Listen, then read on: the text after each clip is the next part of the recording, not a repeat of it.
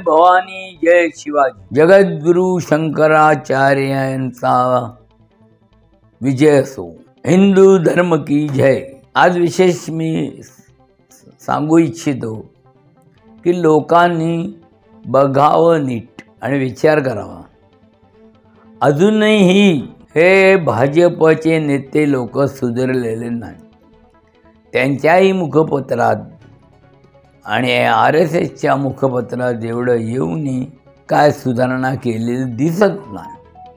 अर्थात सत्ता आणण्यासाठी त्यांनी कोणाची युती करावी, काय करावे ते त्यांचं, पर इव्हेंटवर इव्हेंट अजूनही चालू आहेत।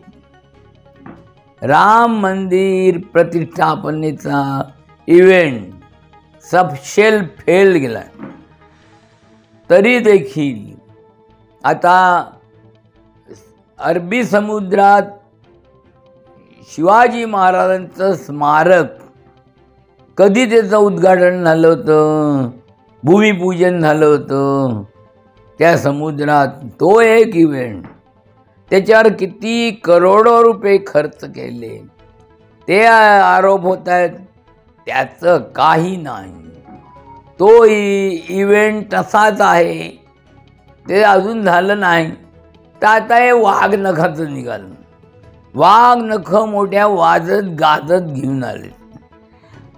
आता याचं फलित काय, तर फक्त लोकांच्या डोळ्यात भावनांची खेळायचं आणि डोळ्यात दूध फेकायचं। दुसरा इव्हेंट म्हणजे जगद्गुरु शंकराचार्य यांना मातोश्रीवर बोलवलं आणि ते धर्माच्या प्रमाणे बोलले।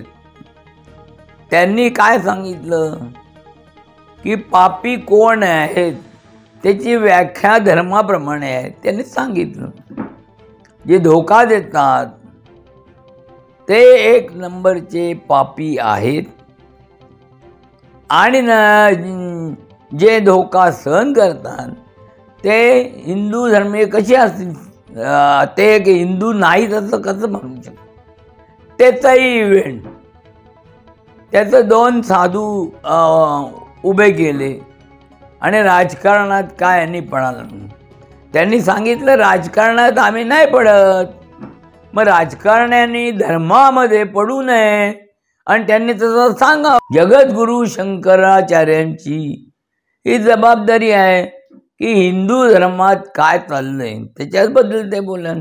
केदारनाथ मंदिर मी अजून बघितलेलं नाही, दर्शन कधी घेतलेलं नाही, परंतु तिथे केदारनाथ मंदिर म्हणजे हिंदू धर्मीयांचं सर्वांचं श्रद्धास्थान आहे आणि तिथे काय तो 322 का 28 किलो सोन्याचा घोटाळा होतोय, त्याचा मुद्दा त्यांनी काढला। मग त्याचं का बरोबर आहे ना, मध्ये राजकारण कुठे? मग त्याच्या बाबतीत का चौकशी होत नाही, त्याच्या बाबतीत का समिती नेमली जात नाही, हा त्यांनी राग जो आहे तो त्यांनी सांगितलेला आहे।